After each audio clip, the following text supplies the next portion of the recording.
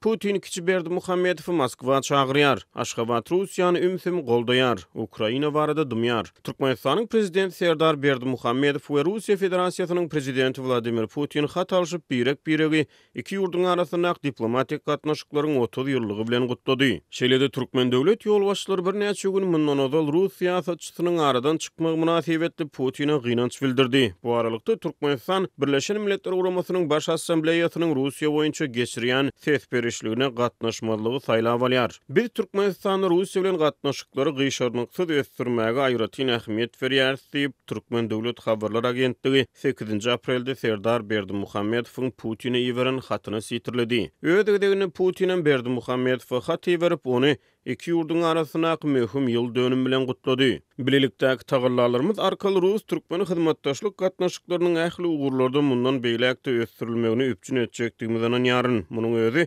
biziň dostlukly halklarymyzyň bähbetlerine dolu derejede laýyk gelýär.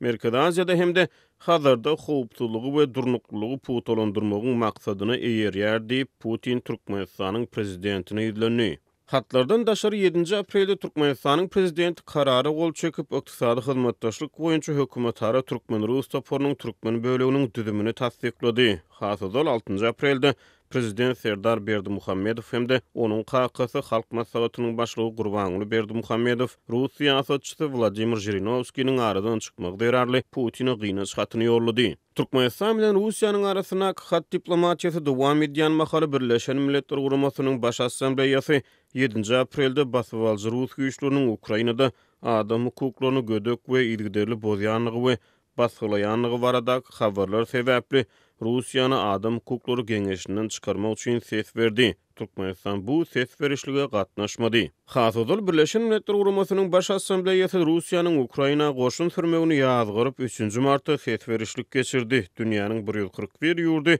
Russiýanyň garşysyna bir agızdan ses berdi. Türkmenistan bu ses berişlige hem gatnaşmady. Russiýa 24 fevralda Ukrainanyň üstüne esassyz çoluşy girişeli bäri halkara jemgyýetçiligi Rus agresiýasyny ýazgyryp çykyş edýär. Bir tarap Türkmenistan Ukraina uruşy barada kelamagys beýanat bermeýär. Merkezi Aziýa boýunça ekspert Bruce Panier Azatlyk radiosy bilen gurulmuşlukda Serdar Berdimuhammedowyň Türkmenistanyň prezidenti wezipesine getirilmegine Kremlin bildiren goldawlarynyň öwedine Türkmenistanyň hökümeti Moskwa ıgrarlygy almaga çalışýar. This shows, in my opinion, that Turkmenistan is moving even closer to Russia. I mean, we've seen this process has been under. Menin pikirimçe Türkmenistanyň Russiýa hasy golaýlanlygyny görkezýär. Bu proses inni bir näçe ýyl bäri dowam edip gelýär.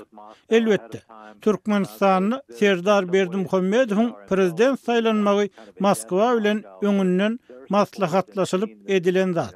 Şonuň üçin berilen gollaglar üçin Serdaryň hut özi Moskwanyň öňüne bergidar ýaly. That had been discussed with Moscow ahead of time.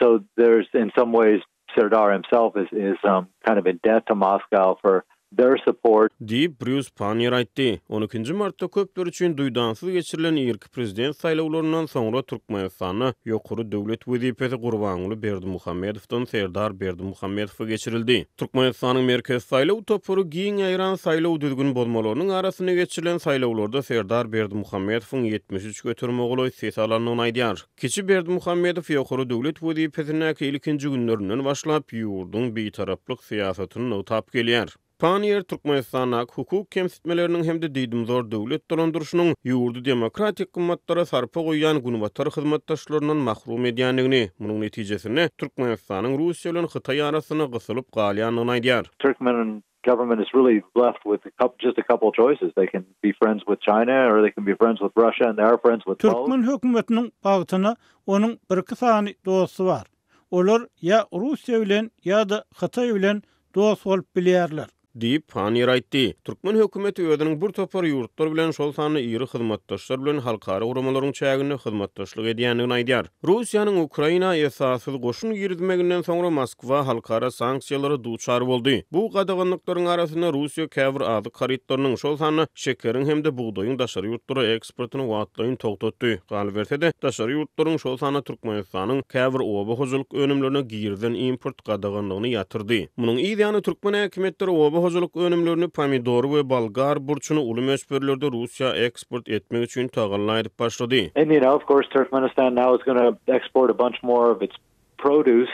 Öz ilatynyň çekýän açlygyna we azyk üstünçüligi bilen bagly başdan geçirýän kynçylyklaryna garamazdan Türkmenistan inni Russiýa oğuzlyk önümlerini eksport edýär. Russiýa sanksiýalary duçar bolan soň olar Russiýa has köp pomidor, has köp beýleki önümleri eksport edip başlady. Görnüşinden Russiýa Türkmenistanyň geljeginiň, ýakyn geljeginiň hyzmatdaşy. Olar Ukraina boýunça dymýarlar. Ýöne bu wagtda Russiýanyň pozisiýasyny ümsümlik bilen gollaýarlar.